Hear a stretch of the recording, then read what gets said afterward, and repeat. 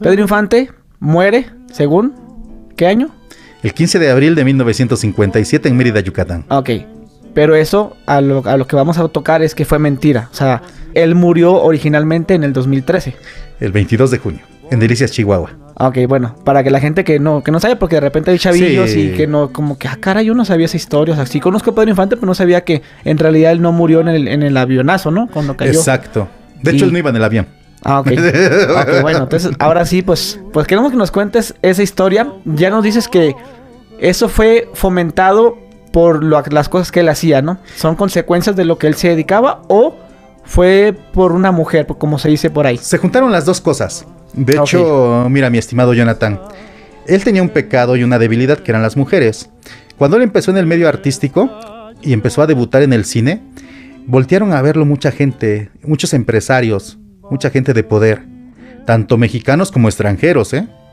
De hecho, él tuvo una amistad muy fuerte con la gente de Cuba, especialmente yo tengo las fotografías, próximamente las van a ver con Fidel Castro, con Raúl Castro, también con gente de Venezuela, de Colombia, con gente de Rusia, con gente de Francia, y van a ver todas esas evidencias próximamente.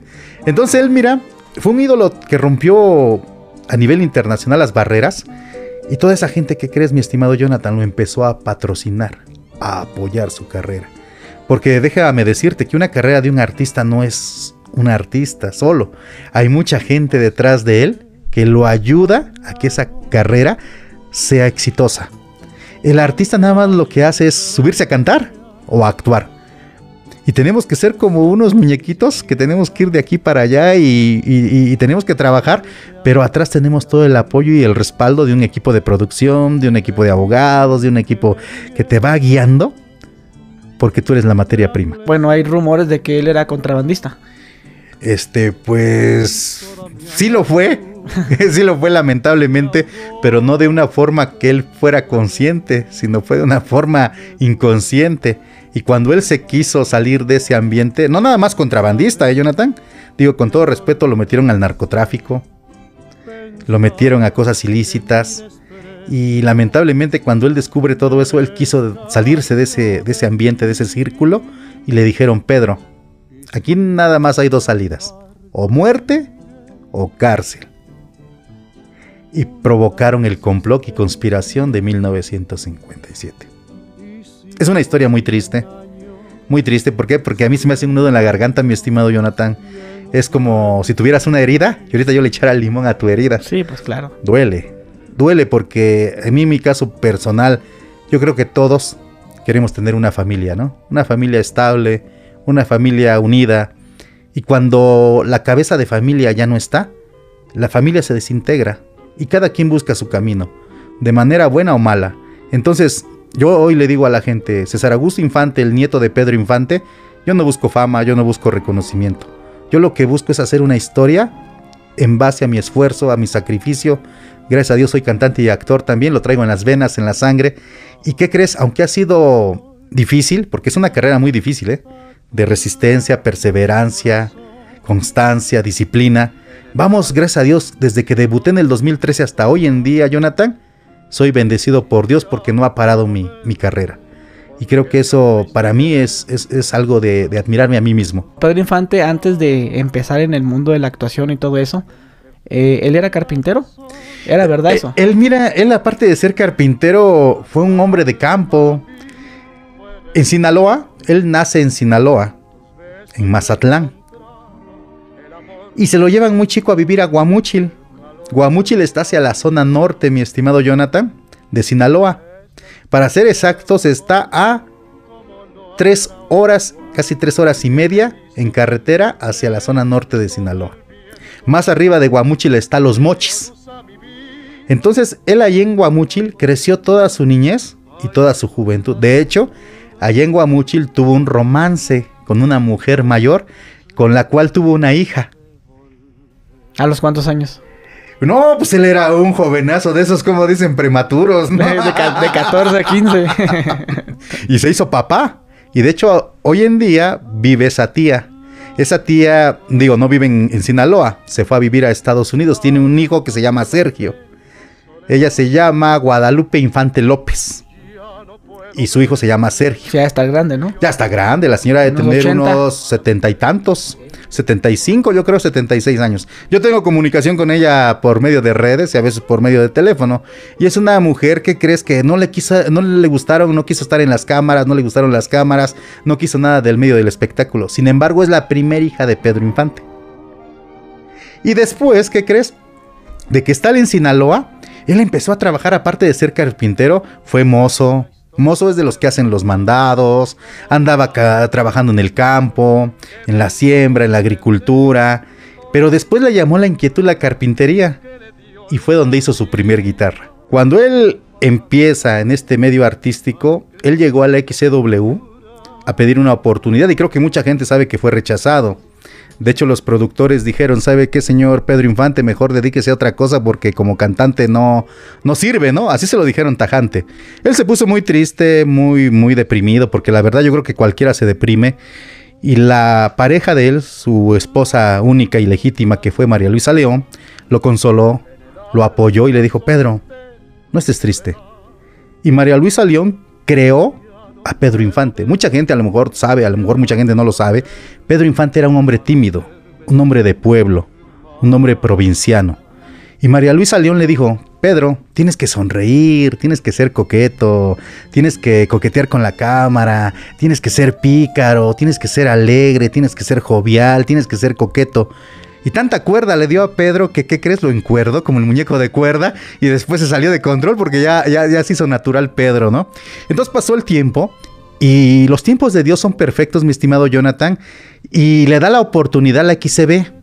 Y le dicen, señor Pedro Infante, si la XCW lo rechazó, nosotros le damos la oportunidad.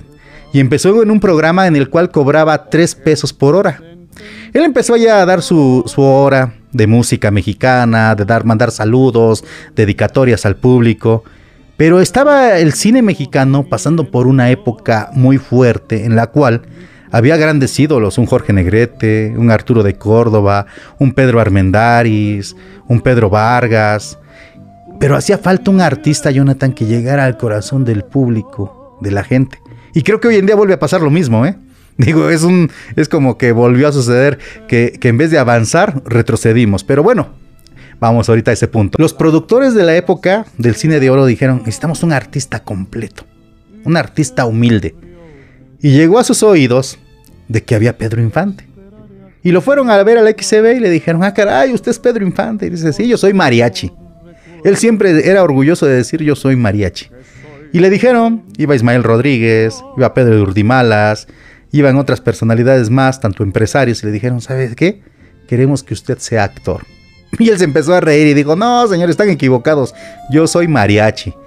Y bueno, tardó, para no hacerte el cuento largo, tardó fácil 8 meses a 1 año en convencerlo de que fuera actor. Cuando él empieza a entrar en el cine mexicano, él debuta, pero lógico, no sabía de actuación. Al principio, pues como todos, hasta tu humilde servidor ha cometido errores, ¿no? Porque no somos profesionales, todos tenemos que empezar a hacer nuestra propia carrera, nuestra propia historia. De hecho, hubo películas que le doblaron la voz y el público a lo mejor no lo sabe. Y después, ya cuando empezaron a ver que tenía ese potencial, Pedro Infante empezó a crecer, a despegar. Y lógicamente, como actor, empezó a jalar multitudes. Y después las canciones. Pedro Infante se hizo un ídolo de fronteras, porque en ese tiempo había tantos ídolos que cuando conocieron a Pedro Infante lo admiraban. Ídolos grandes como un Cantinflas, un Tintán y otros más, así, incluso Jorge Negrete, que en un momento Jorge Negrete lo veía como menos. Después Jorge Negrete se ganó el respeto, y también mi abuelo el respeto de Jorge Negrete. Algo que él siempre, ¿qué crees? Yo lo admiro como abuelo y como artista, de que siempre nunca perdió los pies del piso, Jonathan. Que siempre fue un hombre sincero, honesto, fiel. O sea, creo que eso vale muchísimo. Porque a pesar de que tuvo demasiado dinero gracias a su trabajo, nunca fue un artista como otros, ¿no? Siempre se preocupó por sus semejantes. O sea, como él se pintaba en las películas. Dice usted que era fiel. Fiel. Hay unas películas de... ¿Cómo se llama el personaje? Su esposa de las películas, la chorreada, ¿cómo? Es que fiel abarca mucho. Tú puedes ser fiel a Dios, puedes ser fiel a tu esposa, puedes ser fiel a tu trabajo, puedes ser fiel a tu personalidad. Él era fiel, yo me refiero, fiel en el sentido de su trabajo. Él era muy entregado, muy apasionado. En el ambiente sentimental, él lamentablemente cometió un error. Y era el pecado. Le gustaban mucho las mujeres. Le gustaban mucho las mujeres. Digo, ¿a quién no, verdad? No, pero es que cuando me dijo fiel, en las películas, en la película que les digo, no recuerdo ¿sí? cuál, de su esposa, la chorreada, así le dice que tiene un amante y que nomás calienta a las mujeres y que no les da nada. Entonces, o sea, su personalidad no era así como... No era así. De hecho, se me viene a la mente eso. De hecho, Pedro Infante era un hombre que tú lo veías en las películas y era muy semejante al hombre que estaba fuera de las películas. ¿Por qué? En las películas todos interpretamos un personaje, pero fuera del escenario tienes que dejar ese personaje y tienes que ser tú. Él era más o menos semejante porque era alegre, pero el personaje sí sabía él la técnica de actuación del método de dejarlo a un lado y ser Pedro Infante. Sí, o sea, era un hombre muy preparado, a pesar de que estudió nada más hasta la primaria. ¿Qué crees? Era un hombre que tenía mucha visión, pero lamentablemente, Jonathan, lamentablemente se vio rodeado de gente que buscó otros intereses. Y él fue víctima de esos intereses ilícitos que lamentablemente, más adelante les voy a explicar las consecuencias que trae cuando uno se involucra con personas que a veces uno no sabe las negras intenciones. Pedro Infante decía, oye, yo quiero una moto, oye, yo quiero un rancho, quiero caballos. Y todos le decían, tú Pedro, nada más trabaja. Y le compraban todos sus gustos, ¿eh? Pero un día Pedro, que era un hombre noble, Jonathan, dijo, caray, ¿por qué nunca me dicen no? A todo lo que quiero, me dicen que sí. Entonces un día, él les dijo, tengo la pasión de volar. ¿Y qué crees que pasó, mi Jonathan? ¿Qué te imaginas tú? Le regalaron un avión. Exacto, pero él no sabía volar. Entonces imagínate cómo le iba a hacer para volar la avioneta. Le regalaron un simulador, ¿no? Exacto, le regalaron el simulador. Dice que era el único mexicano que tiene un simulador en su casa. Así es. Y entonces, él estaba contento, es como un niño chiquito. Pedro Infante era un niño chiquito. Entonces imagínate su simulador, sus avionetas. Le gustaba carritos de control remoto. Exacto, sus motos, sus caballos, sus casas. No, pues él era feliz. Y un día, mi estimado Jonathan, en uno de esos viajes de avioneta, le dio curiosidad a él. Y dice, caray, en todos los viajes que hago, en los servicios de aduanas, nunca me revisan las cargas. Me dicen, no, pues usted es Pedro Infante, regáleme una foto, regáleme un autógrafo y pásele, pues usted es mi ídolo. Y él dijo, ¿qué llevo yo en la avioneta? Y se va a buscar en la avioneta qué traía la avioneta. Y oh sorpresa, descubre armas, joyas, narcotráfico. Y con las personas que le daban la orden de que tenía que llevar esos viajes, él se rebeló y les dijo, ¿por qué no me hablaron claro? ¿Por qué me mintieron? Le dijeron, Pedro, te comentamos, te íbamos a apoyar, a patrocinar, tú dedícate a cantar y a actuar. No, pero es que yo ya no quiero estar en este medio, en este círculo, Pedro. Aquí nada más hay dos salidas, o muerte o cárcel. Y le dijeron, imagínate, Jonathan, le dijeron, ¿o quieres regresar a ser pobre? Y le dicen, Pedro, tienes que regresar urgentemente a la Ciudad de México porque eres acusado de bigamia. Lo cual era mentira. Nada más era el método para traerlo de Mérida aquí. Y él todavía, imagínate, inocente, les dice, voy a ir al aeropuerto para ver si hay vuelos. Y lo dejaron, porque ya todo estaba planeado. Y le vuelven a hablar y le dicen, ¿qué pasó, Pedro? No hay vuelos disponibles, todos están saturados. No te preocupes, Pedro, te vamos a mandar una avioneta. Y le mandaron la peor avioneta que habían comprado Tanza, de la Segunda Guerra Mundial. Que de hecho no traía piso, traía unas tablas de triple de piso. Y los motores venían fallando. Y se la mandaron. La cargaron. Mal cargada, mal estivada, decía Pedro. Y le dicen, tienes que traernos esa carga. En esa ocasión, esa carga traía hasta unos monos, unos chimpancés. que eran regalo para Irma y otros para el político. Y él, un día antes, tuvo una reunión con unas personas que no voy a decir su nombre en este momento. Y estuvo cantando mucho esa tarde la canción No vale nada la vida no vale nada. ¿Por qué crees que cantaba esa canción? Pues que ya sabía lo que estaba pasando, lo que iba a pasar. Ya sabía que su tiempo había llegado. No sabía que lo iban a matar en vida, pero sabía que su tiempo había llegado. Dice que sonó el teléfono de la casa de sus amigos y le dijeron: Pedro, ¿cómo saben que estás aquí? Quieren hablar contigo unas personas. Y fue y contestó la llamada telefónica y le dijo a las personas: discúlpenme, tengo que salir. Y se fue. Nunca más lo volvieron a ver. Hasta después de 1983. Al otro día, esas personas fueron a buscarlo al aeropuerto. Y justo cuando llegaron al aeropuerto le dicen: ya Pedro está en la avioneta, ya está a punto de despegar. Y despegó la avioneta. Y esas personas, cuando despega la avioneta, ven que se oyen disparos. Y se prende una hélice. Y el avión gira. Y cuando gira hacia el lado derecho, cae en picada inmediatamente. ¿Tú por qué te explicas que se oyeron disparos? Qué raro, ¿no? Que en una avioneta cuando despega se oyen disparos, ¿no? Sí, pues ya estaban cazando que despegara para tumbarlo. Y luego, qué raro, ¿no? Cae en picada. Bueno, en esa época, mi estimado Jonathan, no existían las cajas negras. Sí sabes lo que es la caja negra, sí, ¿no? De los aviones, cuando pasa un accidente y ahí sale. Exactamente, no existía. Pero yo vi un video donde decían que el avión, o sea, hay gente, niños de 10 años, que ahorita ya grandes cuentan su experiencia. Sí. Que llegaban en un helicóptero con un avión y nomás lo dejaron caer. Mira, la verdad, los helicópteros llegaron después de que pasó el accidente. De hecho, pasó algo curioso. Los bomberos no llegaron hasta después de 1 hora. Y fue la caída de la avioneta en una calle céntrica de Mérida. Entonces, todo estuvo tan planeado, mi estimado Jonathan, que cuando él llegó al aeropuerto de la ciudad de Mérida, sí subió a la avioneta. ¿Pero qué crees que pasó? ¿Qué te imaginas? Lo que dicen en los videos, de que cuando estaban arriba, las personas que ya sabían lo que iba a pasar, le perdonaron la vida, ¿no? No. Es lo que yo vi en un video, que la gente que ya sabían que lo iban a matar, lo dejaron ir.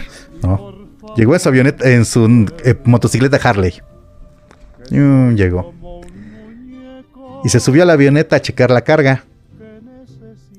Y se baja bien enojado, porque alguien que no conoció a Pedro, yo les puedo decir algo, y se los digo aquí en confianza: Pedro era muy mal hablado. Cuando Pedro se enojaba, decía unas palabrotas, pero de aquellas, ¿eh? Y mucha gente no sabe eso. Bien molesto. Y les dice: no, dice, chequen bien esa carga, está mal estivada. Y va caminando hacia su moto cuando llegan unos carros armados. Y le dicen: a partir de este momento, tú ya no eres Pedro Infante. Y llevaban a una persona de su complexión. Y le dicen: quítate la esclava. No, pero ¿cómo? Que te la quites. Y pues ya sabes, a la malagueña se la quitaron. Y se la ponen a la otra persona. Y lo suben a la avioneta. Iba pasando su compadre, el capitán Vidal. Y le dice a su compadre, el capitán Vidal: perdóname, Pedro.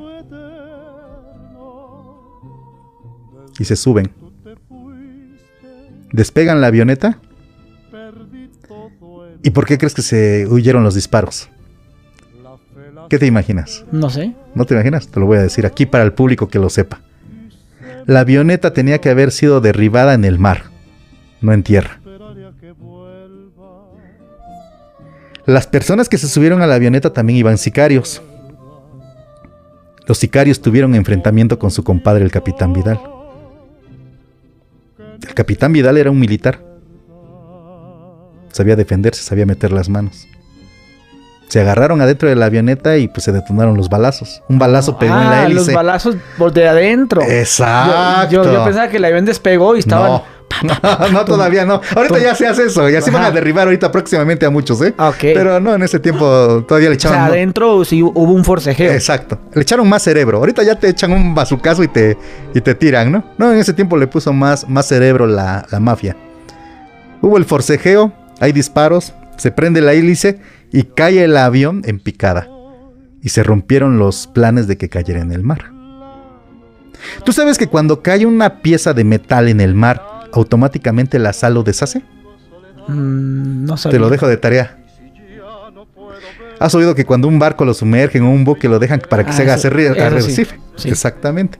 Tú sabes que al caer en el mar la sal lo destruye, lo deshace. Entonces sabían que ahí menos iban a encontrar evidencias. Pero lo que no imaginaban es que el compadre Capitán Vidal iba a forcejear. Por eso salió en el certificado forense, y creo que la hija del Capitán Vidal dijo en una entrevista, es que quedaron unos brazos entrelazados y ya le acomodaron que supuestamente se habían abrazado para que despedirse, ¿no? ¿Cuál despedirse si se estaban dando un tiro, mi estimado Jonathan? O sea, ¿ustedes también sabían que se había muerto? No, había un rumor. Hay una carta, yo te voy a mandar esa prueba después. Hay una carta que en 1957 una persona se la mandó a mi bisabuela Cuquita. Y le decía en la carta, busque a su hijo, está vivo. Pero en ese tiempo nadie quiso apoyar a mi bisabuela. ¿Pero duraron 25, 26 años? Uh-huh. Sin saber nada de él. Sin saber nada. ¿Y cómo fue? O sea, a lo que voy es, ¿cómo fue que él logra salir de ahí y luego ir a buscar a tu papá? O sea, ¿cómo bueno, se presta eso? Ahí te va. Cuando él lo sacan a la luz, es porque el ex mandatario, expresidente, le dijo en esa reunión, tuvo el gusto de haber matado a Pedro Infante en vida. Dice, te voy a dar la oportunidad. Así le dijo. Te voy a dar otra identidad, con la condición que nunca digas que eres Pedro Infante, porque si dices, o tu familia se entera, mato a toda tu familia y te mato a ti. Y lo sacaron a la luz. Pero antes de que lo sacaran a la luz, le dieron una golpiza. Pero una golpiza de aquellas, ¿eh? ¿Y dónde crees que lo fueron a tirar? La primera vez a los estudios Churubusco. Ahí hubo una mujer que lo apoyó. Una extra que lo conoció cuando él era famoso.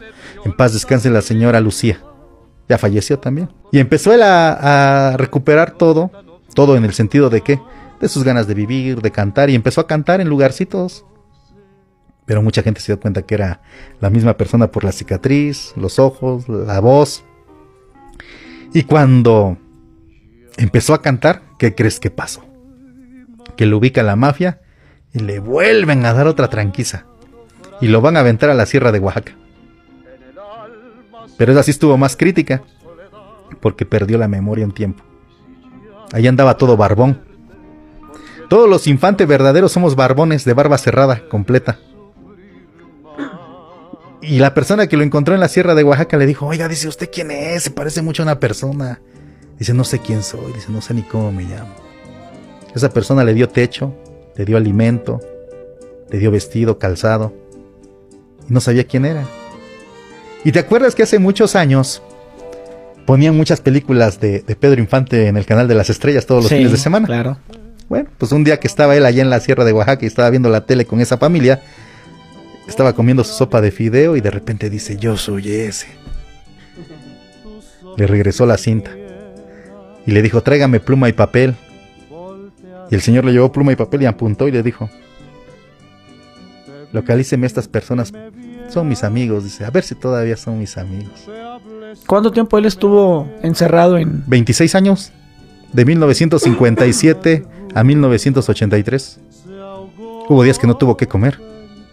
Por eso mucha gente yo le digo, ¿cómo quieren ver a Pedro Infante si era un hombre que tenía una buena alimentación en la época del cine de oro, a un hombre que después sufrió 26 años, tortura, mala alimentación? ¿Cómo lo quieren ver igual?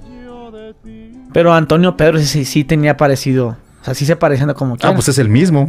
Sí, sí, pero, o sea, la gente, o sea, aunque haya pasado todo eso que tú dices, pues de todos modos sí, hay facciones que sí se parecen. Yo le digo a mucha gente, imagínense, qué bonito, que él, siendo quien era, siempre cuidó a la familia. Y en muchas entrevistas le dijeron, usted es Pedro Infante, y lo negaba. Yo di un testimonio en una entrevista en un canal de paga en el año 2016. ¿Y qué crees? Después de que dije que Antonio Pedro era Pedro Infante, yo recibí 2 ataques. Intento de asesinato. Gracias a Dios estoy vivo. Y no me ha pasado nada. Pasaron 6 años, mi estimado Jonathan, y apenas Badabun hace unos días, un mes, me hizo una entrevista. Habían pasado 6 años y yo no había tocado el tema, Jonathan. ¿Por qué? Porque es un tema muy delicado, muy fuerte y a la vez muy doloroso. Pero tanto me estuvieron diciendo las fans, porque tengo muchos seguidores, muchos fans, y me dicen, danos una probadita. Sabemos que es verdad. Sabemos que a Pedro lo desaparecieron. Y Badabum, les entregué un audio con la voz de Pedro, bueno, de Antonio Pedro ya en su edad madura, donde reconoce que es Pedro Infante. Y créeme que tiene mucho éxito. Y gracias a Dios la gente ya está aprendiendo a conocer lo que es la verdad. De que tenemos que abrir los ojos. Ahorita en esta entrevista te voy a dar más detalles de esa situación. Y yo sé que mucha gente se va a poner triste. Yo sé que mucha gente se va a enojar. Porque era su ídolo. Yo le digo a la gente, Pedro, o como Antonio Pedro, pagó sus errores en vida. Y creo que él ya está descansando en paz. Yo hago la invitación al público que quien lo conoció como Pedro Infante lo recuerde así. El ídolo de la televisión, de las películas, de las canciones. Quien lo conoció en la etapa como Antonio Pedro, después de 1983, que lo conserve como Antonio Pedro. Y quien lo quiera recordar adelante y quien no, pero no hay necesidad de ofender o de atacar. Yo creo que bastante sufrió en vida como para recibir todavía más groserías, ¿no?